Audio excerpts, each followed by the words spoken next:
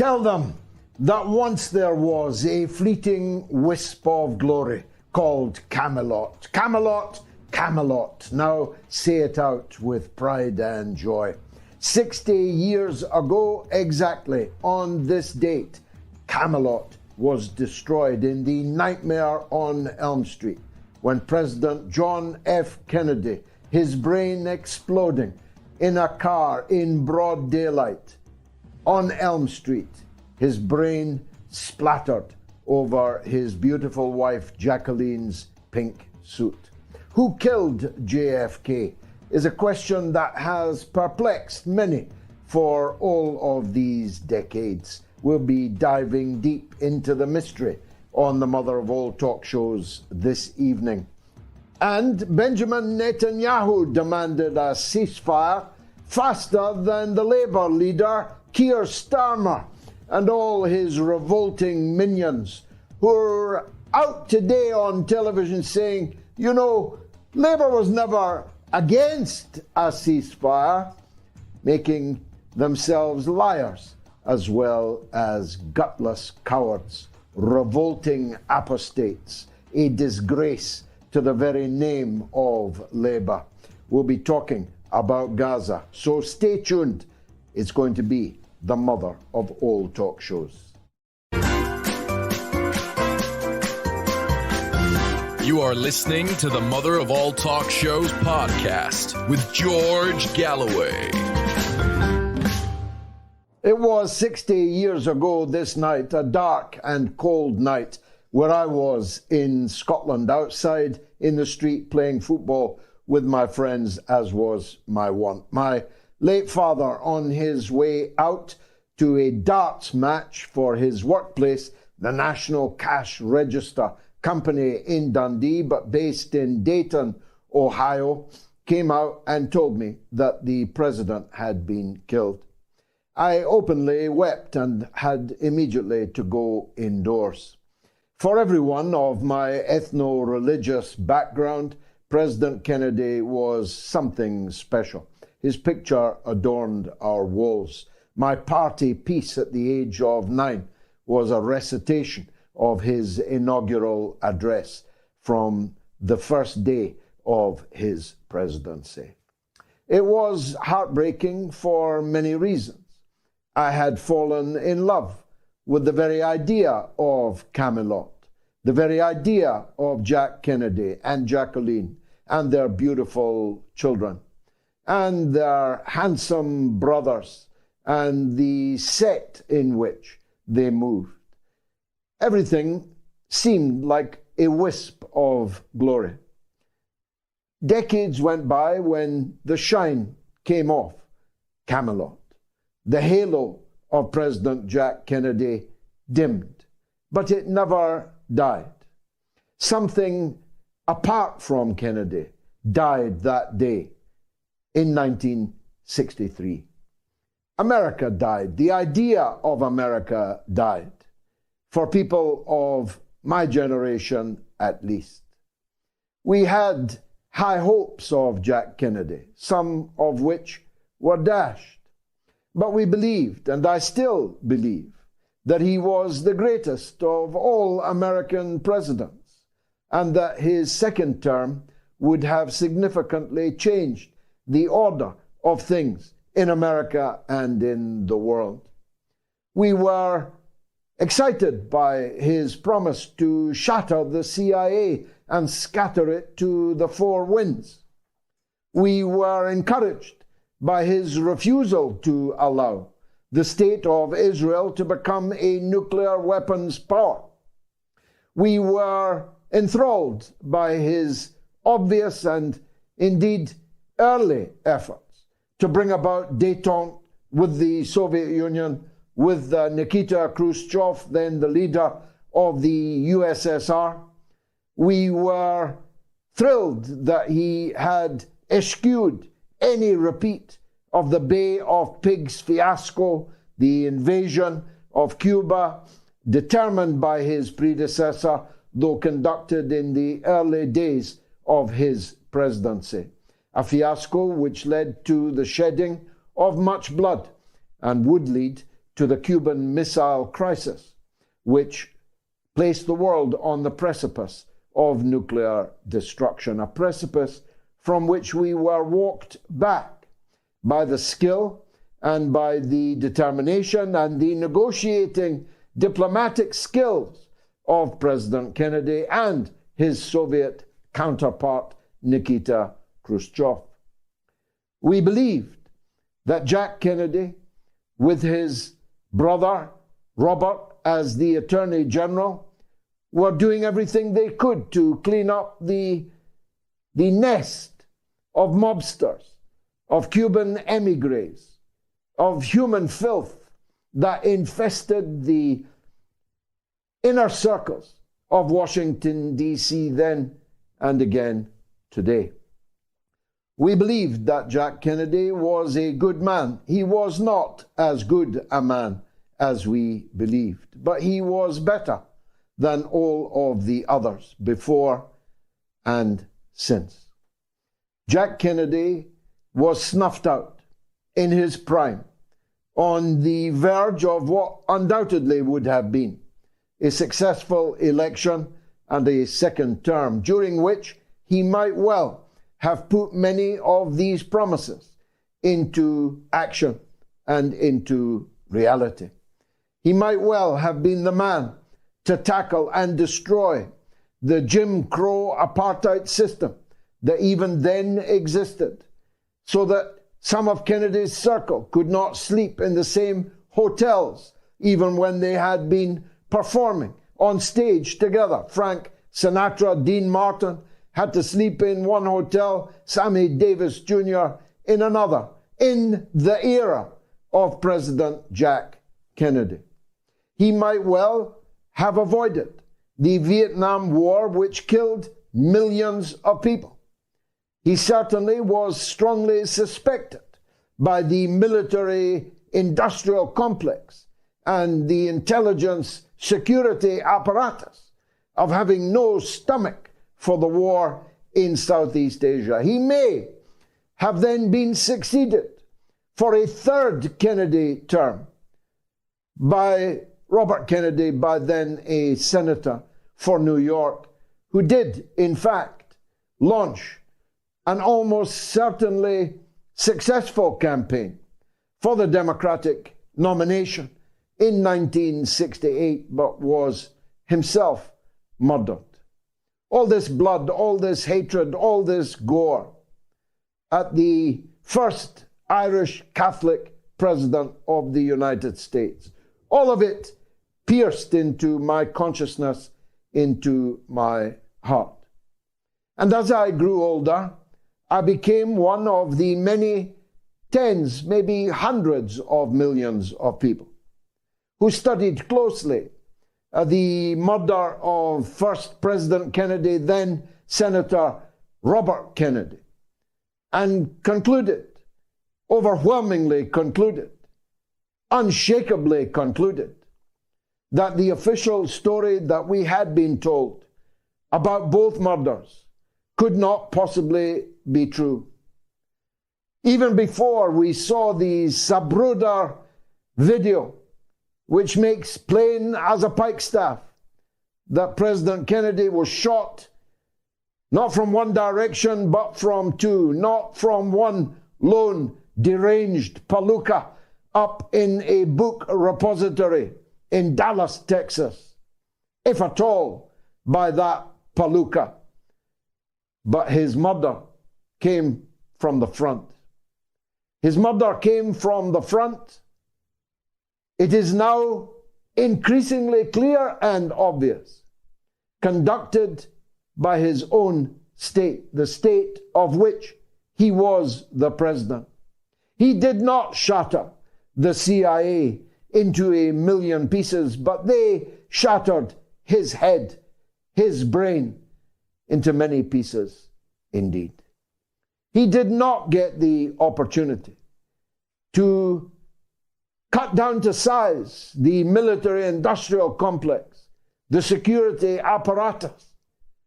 They did for him before he could do for them. Several individuals of interest have emerged over the decades as to who might have been in charge of the conspiracy to kill the president. Alan Dulles is definitely suspect number one, dismissed by Kennedy as head of the CIA after the Bay of Pigs fiasco. And even Kennedy's successor, then Vice President, later President Lyndon Johnson himself. We'll be talking to a considerable expert on these matters later in the show. Let me turn to the mass murder in Gaza. There is a frenzy of violent thunderstorms of bombs, rockets, missiles, shot and shell raining down this evening on the prisoners in the world's largest prison camp, in the words of now Foreign Secretary, then Prime Minister of Britain, David Cameron. All of it in advance of a 4-day ceasefire, which will begin in the early hours. This ceasefire, we were told, was not the right thing to call for. People lost their jobs for demanding a ceasefire. Members of Parliament, government ministers in other European countries were fired from their positions for calling for a ceasefire. The so-called mainstream media denounced everyone who demanded a ceasefire now as some kind of stooge or tool of Hamas.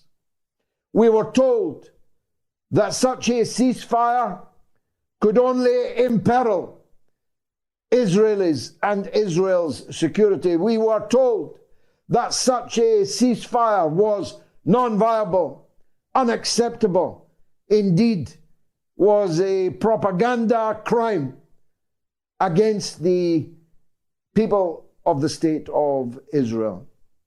Keir Starmer, the Labour leader, repeatedly, over and over and over again, denounced the idea of a ceasefire, sent his shadow ministers out to smear everyone who demanded a ceasefire. And now there is a ceasefire because the mass murderer Benjamin Netanyahu himself has concluded one, leaving all of these collaborators with mass murder, not with egg, but with blood all over their faces, dripping from their hands, dripping from their mouths with every word that they spoke over the last 50 days or so.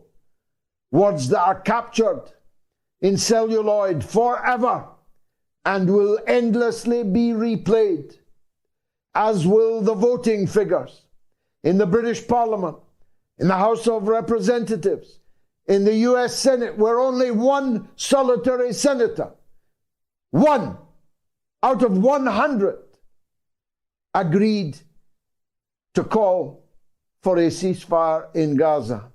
Now that there is a ceasefire, Washington is apparently anxious that this is bound to lead to an enhanced presence of journalists and cameras who will record the scenes of devastation, the Dresden, the Hiroshima that has been visited on that prison camp from which no one could escape.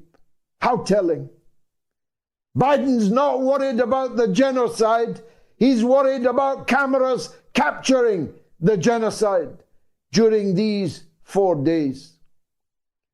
The deal was brokered by tiny Qatar and mighty Egypt, and we must be grateful to both for the work that they have done, showing that diplomacy can bring results. The deal is not complicated any more than the Gaza and the Palestinian story is remotely complicated. It's not nuanced. It is very clear as a pikestaff. The truth is that 50 Israeli women and children hostages will be exchanged for 150 Palestinian women and children hostages. Although the BBC puts it that 50 hostages, women and children, will be released in exchange for 150 Palestinian women and children prisoners. Examine that. How can a child be a prisoner? Why are there 150 women and children prisoners in the Israeli dungeons? They were all seized by Israel in the wake of October 7th. Why are they not hostages just as much as the 50 Israeli women and children that are to be released? But it's a welcome step. Nobody should be taken hostage, still less women and children, an act which is forbidden in all religion and in all law. It's a welcome step. But what about the rest of the hostages on both sides? Are they going to be killed in a new wave of genocidal bombing after the 4 days has elapsed? Are the Israeli prisoners under the ground, presumably, going to die there? Or will this ceasefire have to be extended? Will negotiations have to be entered into and prolonged? Any sensible person begs, pleads for that outcome. How unconscionable would it be to allow the Palestinian children something to drink and something to eat and a plaster to put over their wounds, only to murder them at the end of a 4-day ceasefire? The truth is, as China's leader and Russia's leader have both said today, there must be immediate, rapid conclusions to a political solution 30 years overdue since the signing of the Oslo Accords. I don't know how the Oslo Agreement could possibly now be put into practice, now that almost all of the land that was supposed to go to the new Palestinian state is covered with multi-billion-dollar so-called settlements, in reality, towns and cities. But if the leaders of the world can produce this two-state solution, let them do so now. For nothing less than that could possibly avoid a repetition of the slaughter, the nightmarish slaughter that keeps any normal human being awake at night, forces any normal human being to turn away from the screen as they see the mothers and fathers burying their little children, the men carrying their wives and children dead and broken from the rubble. Any normal human being wants that ceasefire to be extended and a rapid, transformative political process immediately to bring about a political solution that may last. If you're still supporting what Netanyahu himself has paused, you are a psychopath. You should not be walking among us.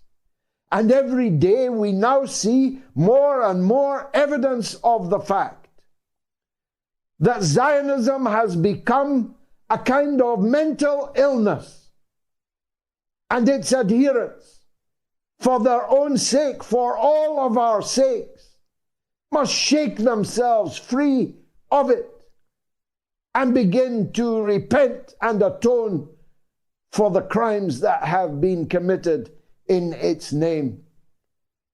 If only for their own mental health, they must examine the conscience that normal human beings have and see how ugly, how crazed, how ugly that which they have been supporting. There was once a fleeting wisp of glory. It was called Camelot. Let's pray that it can return to the world someday. It's the mother of all talk shows.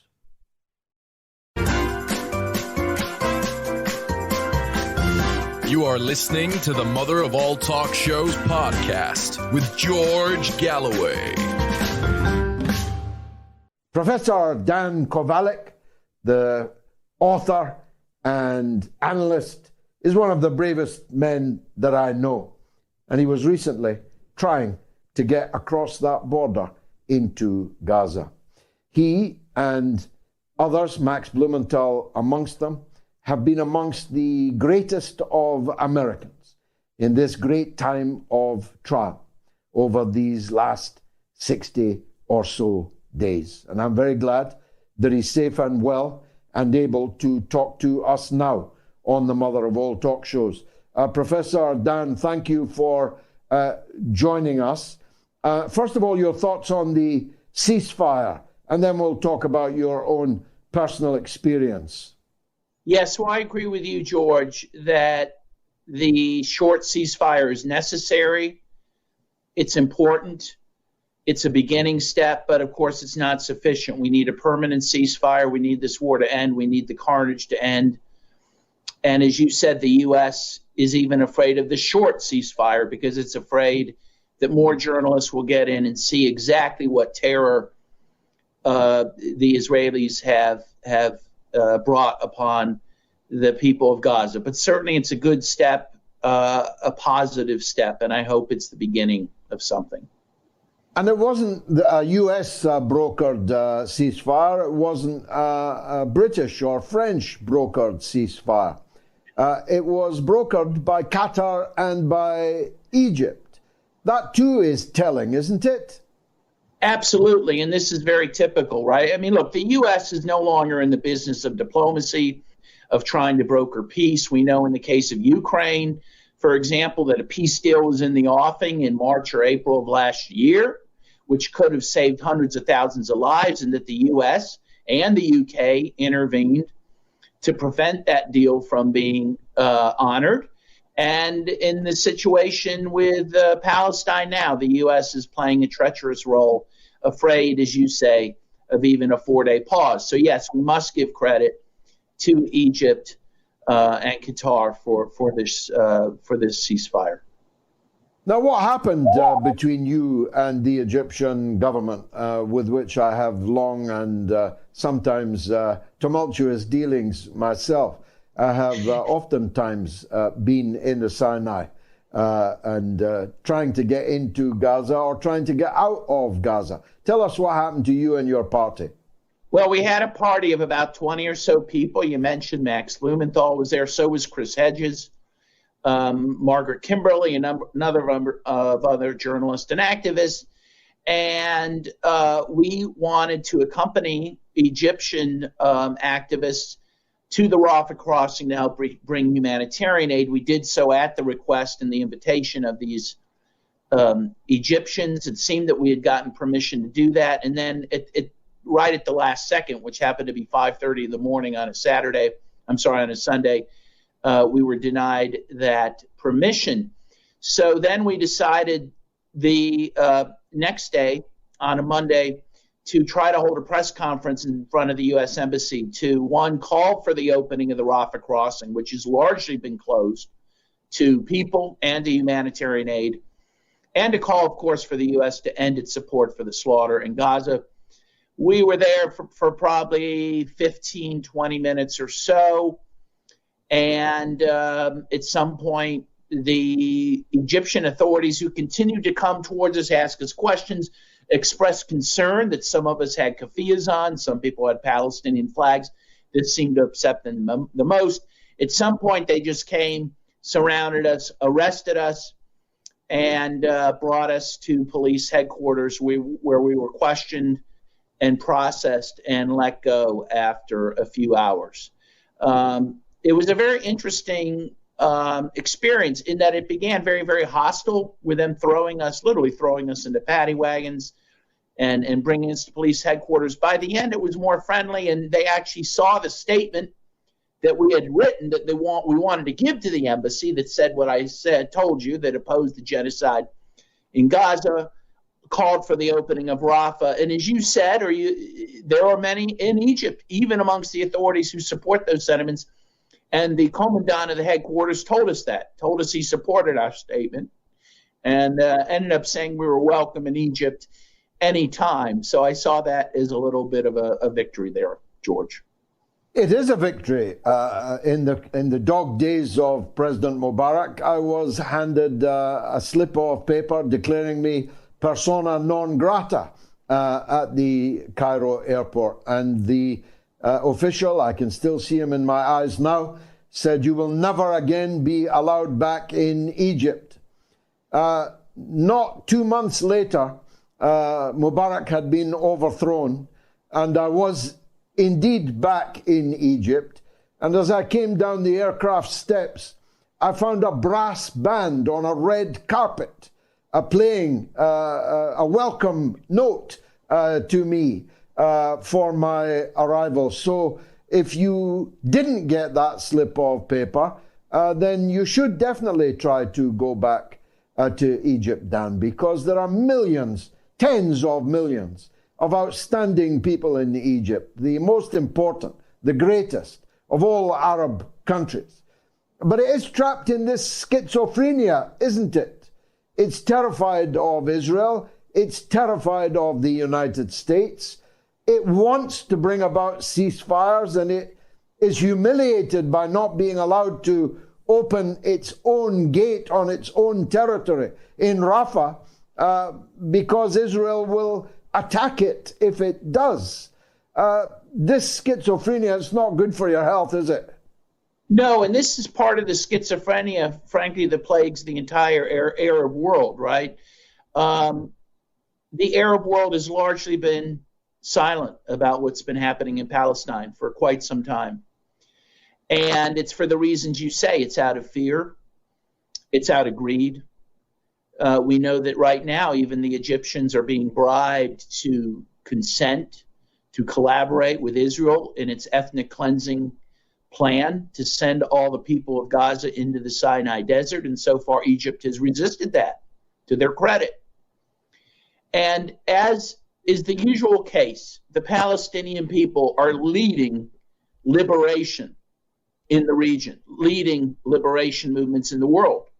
And I think you will see liberation movements come to power in these various countries because of the inspiration of the Palestinian people. And that is why, by the way, George, the Egyptian government fears these demonstrations, these pro-Palestinian demonstrations in Egypt. By the way, they broke one up while we were there, a big demonstration that was planned for Tahrir Square that they broke up, because they know that the call for Palestinian liberation is one that could lead to the fall of their own regime. And all the governments in the Arab world know the same.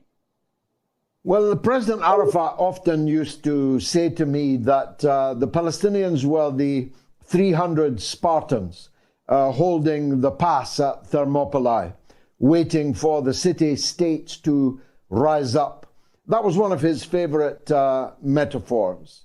The Arab governments have moved. Let's be fair to them. President Sisi has moved. and the ceasefire is partly a result of that. The Crown Prince of Saudi Arabia has moved. Kuwait has been outstanding. And then, of course, there are many Arab countries, Yemen, Iraq, Syria, Lebanon, that are part of the resistance axis. So the lacunae of the open, outright collaborators is actually much smaller than it's ever been, Dan. I think that's a fair statement. And I think a lot of that is because of the pressure of the people in those countries who have taken to the streets and demanded support for the Palestinian people, which has been very inspiring. And of course, we're seeing the very same demonstrations happen in your great town of London and in many of the cities in my country. And I hope that we will see change, political change in all of our countries because of this. And again, I think that Arafat was right, that they are the Spartans fighting the fight that we all need to fight right now. The United States government is crashing and burning. The opinion poll ratings of President Biden are at a record low, and they were already low before that. And the young voters in particular are citing his foreign policy as one of the major reasons why they could not possibly vote for him. Your thoughts on that? Yeah, this is a sea change, George. This is an amazing occurrence. I saw one poll that said 80% of Democrats opposed Biden's policies in Palestine. A majority of Americans oppose Biden's policies in Ukraine now. The American people are waking up, and as you say, it shows that it appears that Generation Z, the generation between the age of 18 and 34, they are the most enlightened. I think largely because they're the least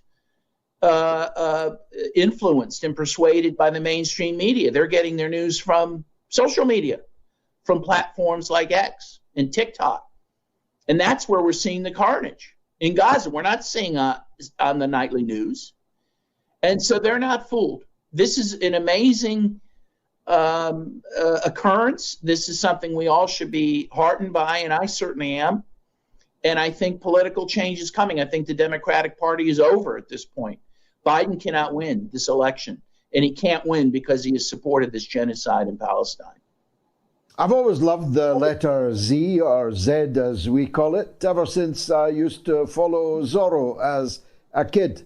Lastly, as an American, Dan, 60 years on from the murder of President Kennedy, I don't know if the anniversary is being much marked in your country, but is there anybody left that believes that Lee Harvey Oswald killed Jack Kennedy all on his own? Or is it now settled, the settled will of the American people, that there was much more to it than that?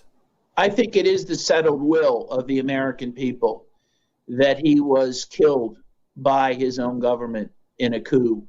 Again, the media would deny that, but the American people are very clear on that.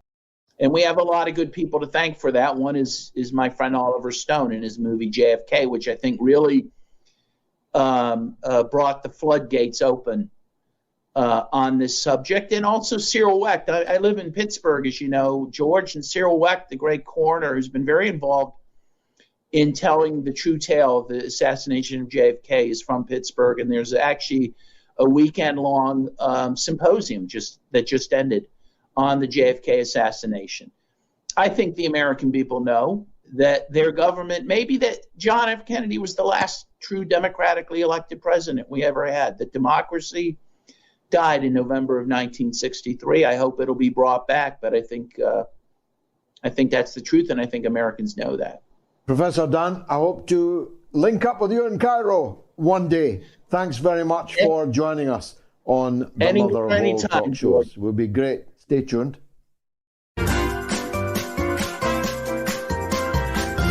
You are listening to the Mother of All Talk Shows podcast with George Galloway.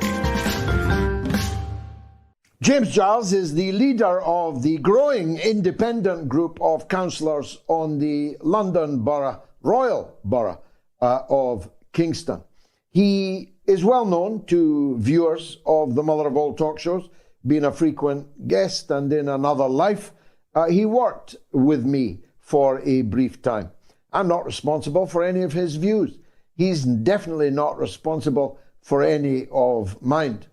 But I was struck that in this sea of troubles being suffered by actresses, by models, by great actresses like Susan Sarandon, fired by her agency for standing up for the Palestinian people. In this sea of troubles, it is a small, tiny group of people that are bringing about these McCarthyite attempts to expunge people, to cancel people, even people who are elected members. Rashida Tlaib in the United States, there was a discussion on a Twitter space the other night, didn't get closed down, nobody's been kicked off Twitter for it, in which they discussed shooting an American congresswoman because she's a Palestinian standing up for her people and their rights. So if they could shoot Rashida, what did they do to young James Giles, Britain's youngest and best councillor? Well, let's hear it straight from the horse's mouth. James, thank you for joining us. Tell us, what happened? Who did it? Who did it to you and for why? Well, look, I co-authored with a former Conservative, now independent councillor, an open letter to MPs and sent it to all 19,000 councillors, urging our elected representatives, our MPs, to back a humanitarian ceasefire in Gaza. Nothing should be controversial about that. The vast majority of the British public support that. The vast majority of the public around the world support that. And indeed, the vast majority of governments around the world support that. And within that letter, we did two things. We said, look, we know that the political parties are weighing down on officials that speak out like a ton of bricks, so you can sign anonymously. But you are publicly elected, and so if you choose not to sign, i.e. make a decision, you choose not to sign, then we will also publish a list of names, including you, in the interest of public accountability. Now, in my view, politicians should be held accountable for their views. But in this crazy day and age, that has been, in my view, deliberately distorted and taken out of context to be bullying, threatening, intimidating, and allegedly even blackmail, which I find really quite hard to believe myself. Well, of course, these people want to act in the shadows. They don't want the public, especially their own public, to know that they're supporting the slaughter in Gaza, that they are opposed to a ceasefire in Gaza, a ceasefire which has now occurred. So you've been punished for calling for something which has now happened. What are they going to do now? Well, I think they're going to struggle a little bit, to be honest. The Local Government Association, which represents all councillors in England and Wales, decided to release a statement to the press saying I'd stood down from my roles at the LGA. That's blatantly false. The independent leader at the LGA said, why don't you just sit it out for a month until the heat dies down? And I said, you know what, if that'd help you, sure, why not? I'll absent myself from the next meeting. But they then decided to say that I had stood down, which is an admission of guilt. I've done nothing wrong. I've spoken truth to power. And in fact, almost 1,000 councillors and counting seemingly agree with me, despite this barrage of abuse. I fully expect to be reinstated to the LGA for what it's worth. And indeed, just this evening, I've become the official leader of the opposition on Kingston Council.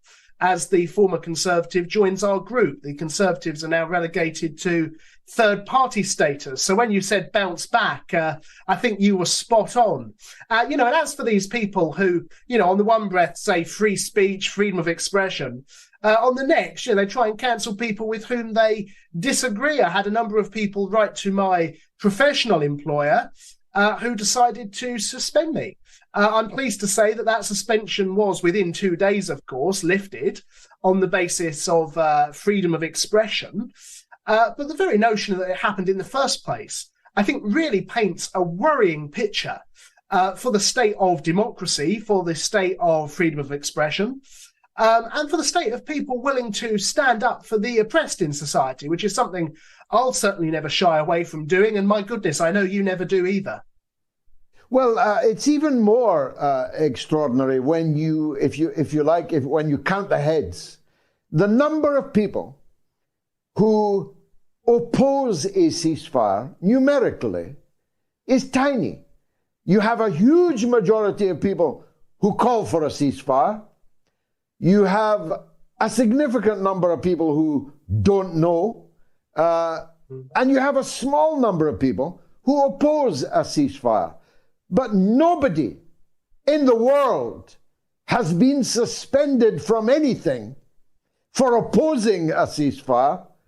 The people who've been suspended from their jobs, like you, are the people who are representing the vast majority. It's a paradox. It's a funny old world, as Mrs. Thatcher once said. It certainly is. It's rather perverse. Now, I think the cherry on the cake for me is just 2 weeks ago, councillors across the country here in the UK received an email from Luke Akehurst. Now, for your viewers who may not know who he is, he sits on Labour's national executive under Keir Starmer.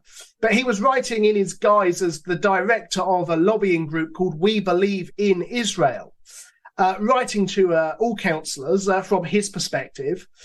When people wrote into, among others, the LGA saying, I really didn't appreciate him writing in, the LGA's response was practically, well, you're on your own on your bike.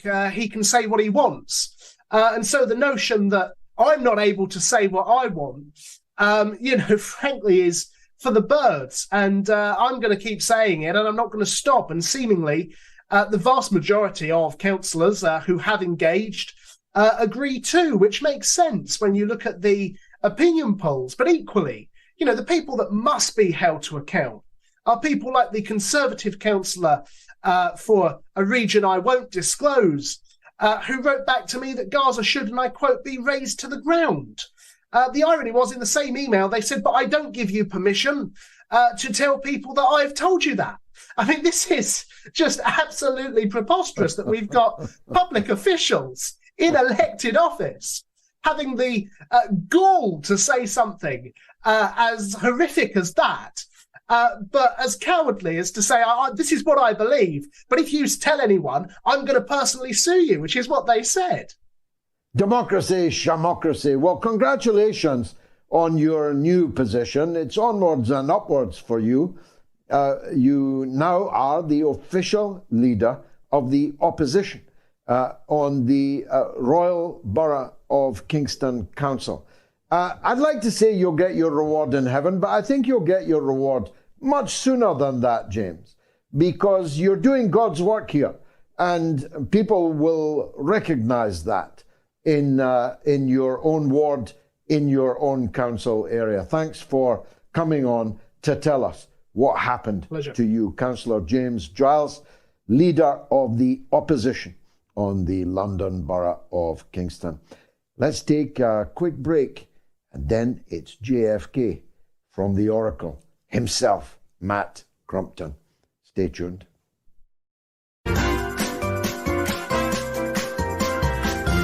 You are listening to the Mother of All Talk Shows podcast with George Galloway. Matt Crumpton is, by anybody's standards, the authority on the JFK killing, the presidency that was brought to a bloody halt on this date 60 years ago. I'm so old, I remember it well. Matt Crumpton isn't, but he knows more than almost anybody alive. Matt Crumpton, thanks for joining us. It's an auspicious anniversary Although I'd like you to tell me if it's being treated as such in the United States. Seems to me auspicious, but I can't say I've been overwhelmed by the amount of publicity that I've seen about it. So is it being treated as a big deal? If not, why not? And what are the prevailing opinions amongst the American people now, 60 years on, about the killing of Kennedy? Sure. Well, thanks for having me on, George. I really appreciate it. I've been studying this case for a long time, and I've put a lot of hours into it. But I would say by no means am I, the authority. I think I'm dipping my toe into the game, and I'm honestly honored to be able to, have as big of a platform as I do to explore trying to figure out what happened. You know what I mean? So, and to answer your question, is it being treated like it's a big deal in the United States? I would say it is. But how big of a deal? It's kind of hard to say. There's that. I want to come back to that point about sort of how the media is now. Also you got to remember it's Thanksgiving, so and media is so fragmented now. It's like I bet a lot of people, there will be stories about it in mainstream media. There was a story on Fox News today. There's a story on MSNBC. There are stories about it, but I don't think there's real in-depth coverage. And again, people are traveling for Thanksgiving and stuff. So in terms of the overall perception, a Gallup poll just came out about this last week, a new Gallup poll for the first time, I think, in about 10 years. And 65% of Americans believe that there were others involved aside from Oswald. That doesn't speak to whether Oswald himself was involved, but whether or not there's, a shot from the front, essentially 65%. Only 29% believe that it was Oswald alone. This is a Gallup poll. So, but ultimately the media in the United States has been turning, and it started last year on Morning Joe. This is around the same time when Tucker had the thing where he had an insider who said that, the CIA did it. Or I think on the same day, Michael Beschloss, the NBC historian, was on Morning Joe talking about Oswald's CIA and FBI connections, and he was talking about it as if it had something to do with these documents that had just been released the previous day. They made it sound like there was some big discovery. There wasn't, but they just suddenly decided to start covering something that hadn't previously really been discussed. So you have that plus the Paul Landis thing going on, the Secret Service agent that says he found the full bullet, and that got a lot of coverage on NBC. In the past that would have just been ignored. And then the movie JFK What the Doctor Saw was allowed to be shown on Paramount Plus. That's a film that I'm in. And I don't know if there's distribution on that in the UK yet, but I'm sure it'll be coming out everywhere at some point. So it's and also you have Who Killed JFK, the Rob Reiner, Soledad O'Brien podcast that I think has a conclusion on the side of, being a Warren Report critic or conspiracy theorist.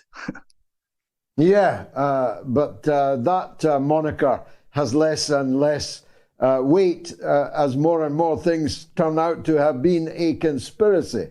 But let's not go there. Let's stick to this particular one. The points that you made well, but 65% saying that Oswald didn't act alone, of course, begs the question, was Oswald involved at all? Or was he the patsy that he said he was, a big palooka that was manipulated by others cleverer than him? Why was he then shot dead? Why were the law enforcement officers allowing him to be shot dead before we could hear anything further, before he could be put on trial? And the bullet from the front, and it seems overwhelmingly likely that there was a shot from the front, from Zapruder onwards. It's overwhelmingly likely that there was a shot from the front. Ipso facto establishes that there were at least two people involved, which is, don't need to remind you as an attorney, constitutes a conspiracy when two or more people are involved in a criminal act. I'm a little surprised it's only 65%, but within that 65, is opinion hardening, as our poll seems to show that it was the CIA that did it. Yeah, I mean, I think opinion is hardening to some extent, I would say. But the challenge is this case is so complex. And a lot of times what happens is someone will look at all the information and they'll go, hey, I think there was a conspiracy. I think the CIA did it. And that might be true. Okay. But you kind of have to show your work in this case, because there are critics that have studied this and they come with receipts. And if you don't know what you're talking about, then it's very easy to go, oh, wow, maybe the CIA didn't do it. But there's counterpoints to all their points is the thing. So that's what my podcast, Solving JFK, does is we look at the arguments of each side.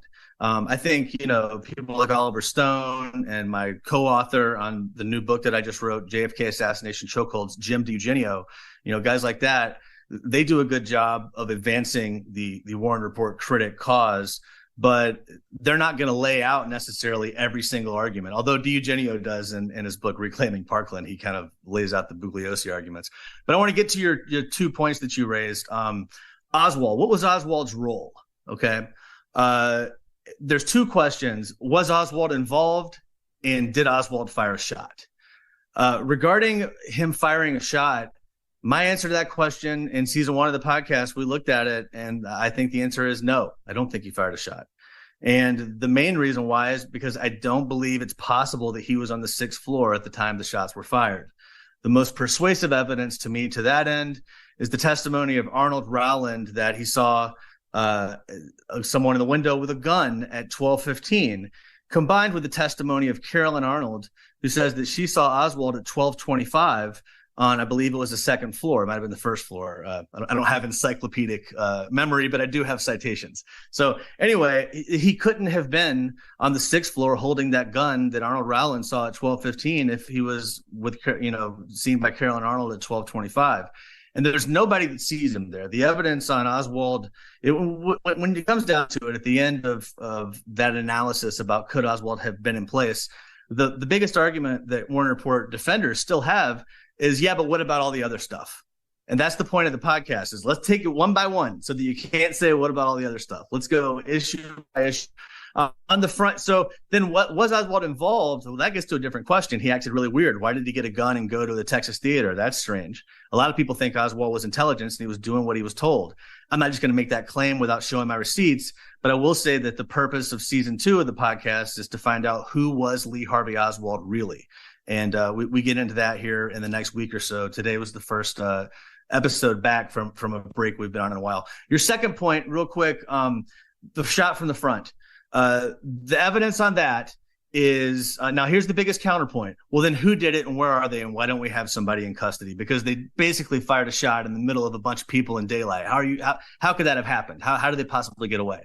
And the answer is, let's break it down. You got Ed Hoffman, who's a deaf mute, and I'll do this quickly. I'm not going to do the whole thing. You have this guy who's a deaf mute who says he sees the whole thing. He sees a police officer fire a shot, break the gun down, toss it to a railroad man who has a tool bag, and he runs down the tracks. And then the police officer shows us his badge and starts talking to people who are rushing up the knoll. You got Lee Bowers, who says similar things, although not nearly as detailed, but he kind of sketches a vague similar outline to what Ed Hoffman said. And then you got 4 guys on the overpass who all said that they saw smoke come from out under the grassy knoll, under those trees, and then they ran over to go confront the guy. They didn't just hear it, they took action, they did something. And then the biggest evidence for the front shot, aside from the Zapruder film that shows Kennedy's body going back into the left, is the spatter analysis that you have 4 police officers that are trailing the vehicle, 2 on the right and 2 on the left in like a V formation. The ones that are back and to the left are hit with bone and blood and brain matter. The one that's the closest to Kennedy is totally covered in it. The one that's the farthest to the left, he's got a shadow effect, so that he's only covered on the left side because his right side was guarded by the vehicle in front of him.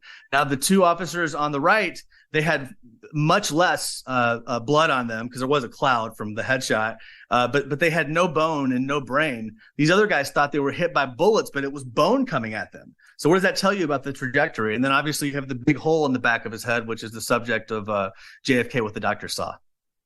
Yeah, definitely the clues are all there. Could this be resolved? I mean, I was surprised that that President Trump, because it would have caused quite a bit of trouble for the Democrats, did not do as he promised he would do in the closing days of his presidency, open all the files. Also a little surprised that the Democrats themselves, the leading Democrats themselves, appear not to want to know what happened to their glorious leader, their wisp of glory that was Camelot. Why would they not want to get to the bottom of this? And why didn't Trump close on the deal? And might he do so if he comes back? Let's start with Trump. Did you hear what Judge Andrew Napolitano said that Trump told him? No. Napolitano said that he spoke to Trump, and Trump said, Judge, if you saw what I saw, you would know why we can't release these files. I mean, so it's, classic Trump vague language, but it sounds like he's saying it implicates the CIA. Who knows? I think Trump wanted to have a second term, and it was probably before the Department of Justice came after him. Perhaps his perspective would be different now, and he would have a he wouldn't act. He wouldn't worry about their threats, because it's like, what else are they going to do to him? But maybe they'll show some of the Epstein material, because he was on some of those planes, I think. But anyway, he says he just met him at a party one time. That may not be true. At any rate, on the Democrat side of thing, I mean, look, man, I'm not a political analyst, but it seems like to me the primary issue is just the QAnon of it all. The whole thing of like politically. Conspiracy theorist is certainly a pejorative that seems to be associated more with the right side of things, and Joe Rogan and folks like that. But at the end of the day, a lot, like you said earlier, a lot of conspiracies are true. It's the bottom line is, do you have facts? Do you have the data to back up what you're saying? And if you do, then we should analyze everything. I don't care if it's a crazy claim. We should look at everything. And if someone's saying crazy things, then provide factual data to win the argument, and then you can kind of move on. So that's my view.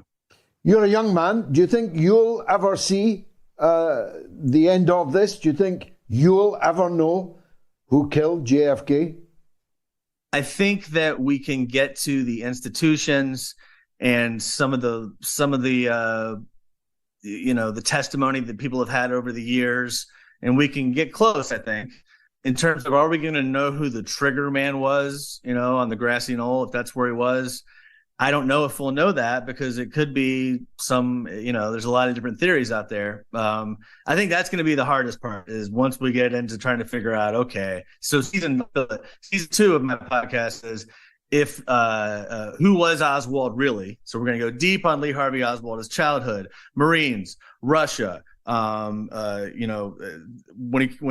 New Orleans is huge. Dallas. Did he go to Mexico City? Did he have intelligence ties? Why are all these people impersonating him all the time? That's pretty weird. And then season 3 down the road, we're going to look at, if not Oswald, then who. So I think that's the information, everybody. That's the spiciest stuff that people really like to talk about. So. I want to show my work and lay it all out, and that's kind of what we're doing on Solving JFK. Well, I'll be in your audience, Matt, and I'm sure a lot of our audience tonight will be also. Thanks very much for joining us on this auspicious anniversary. It is an auspicious occasion, at least for people of my age, who were alive and who remember it, who thought that they saw a wisp of glory in the very brief, fleeting interlude of Camelot. We may have been right, we may have been wrong, but as Bob Dylan says in his epic, and I mean epic track, Murder Most Foul, America was murdered that day too, not just Jack Kennedy. The blood was not just on Jackie's pink suit. The blood was everywhere. It spread everywhere. America has been bleeding internally ever since, one after the other. The political leaders of America were systematically murdered. It's almost impossible now to fathom it. If it happened today, in the age of social media, in the age of a more democratic media, it would be something that was seen for what it was, epochal, world-changing, country, nation, people changing. Jack Kennedy was the king of America that day. He was the most popular incumbent president ever going into an election for a second term. No one doubts that he would have won it by a landslide. He inspired a hope in America. He inspired many people to believe in America. His eloquence, his looks, his wife, his children, his religion, his apparent goodness made that song, I Want to Be an American, likely. Most people then, prior to November of 1963, in Western countries, probably did want to be an American. But after what happened, and everything went south, and all the blood that flowed, the murder of Kennedy, the murder of Malcolm X, the murder of Martin Luther King, the murder of Bobby Kennedy, all in the space of 5 years. 4 towering figures in the United States who could have changed that country.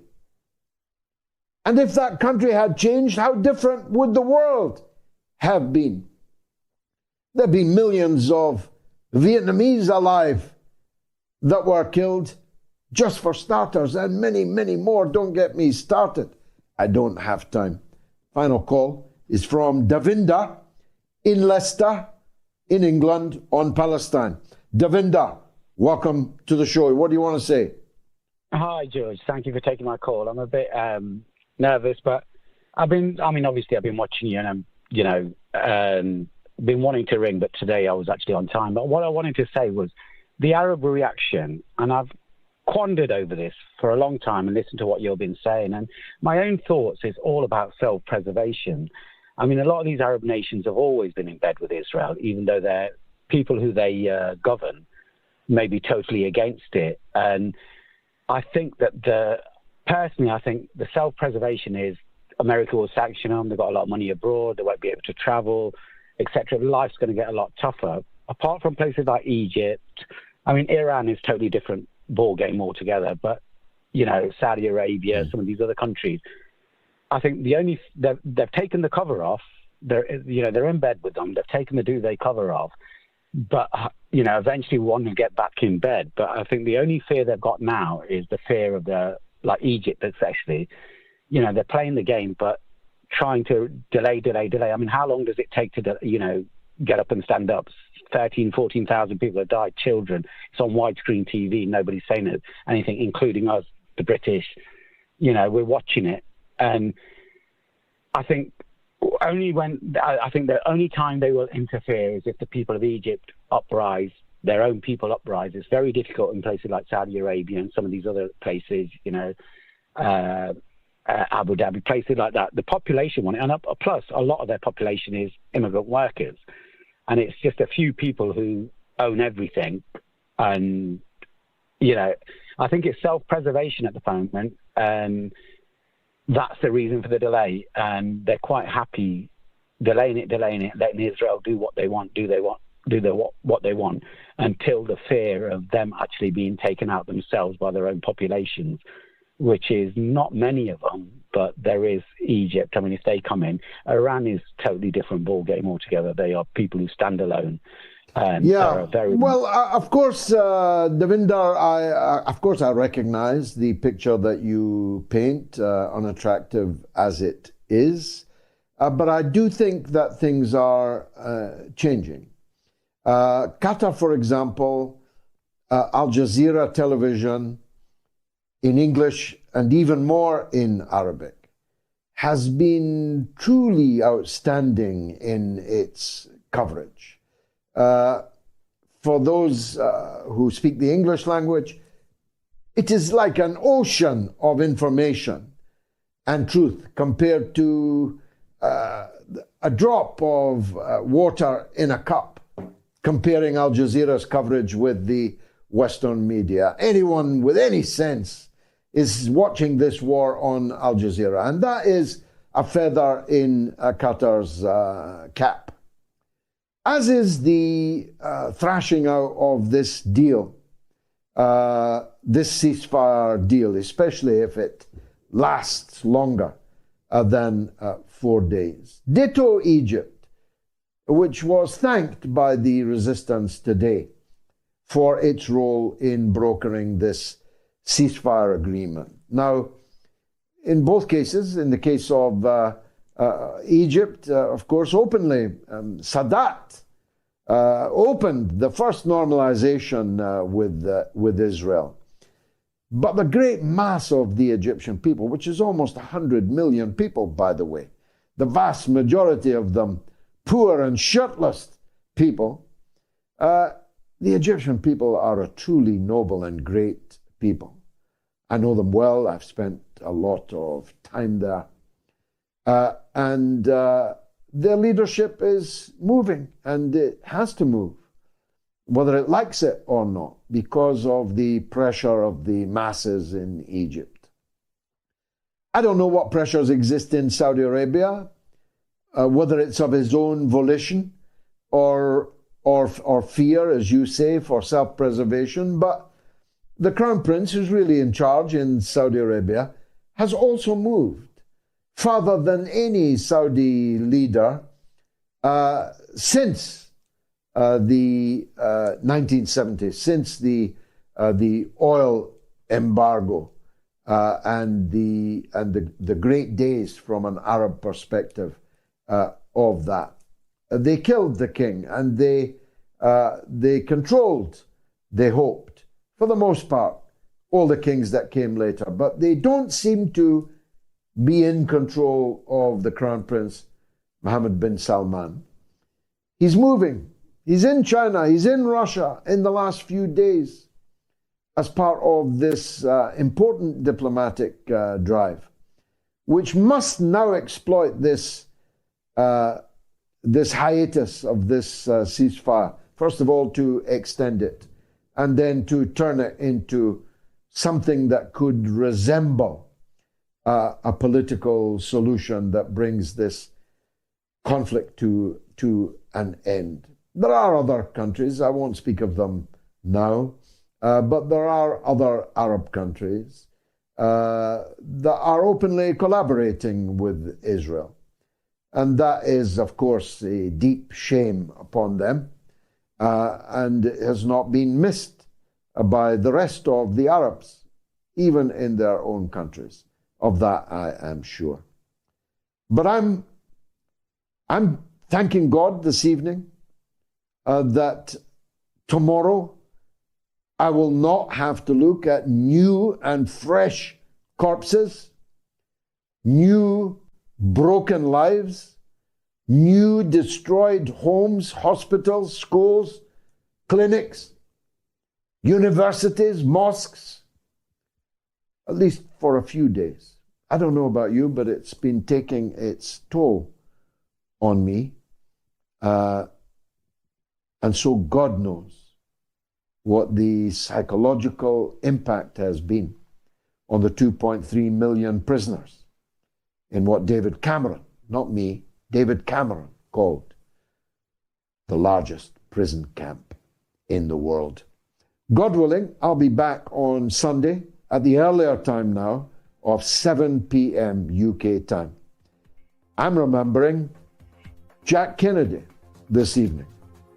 I'm remembering the hope of America that he might have been, and lamenting his passing. Thank you for watching.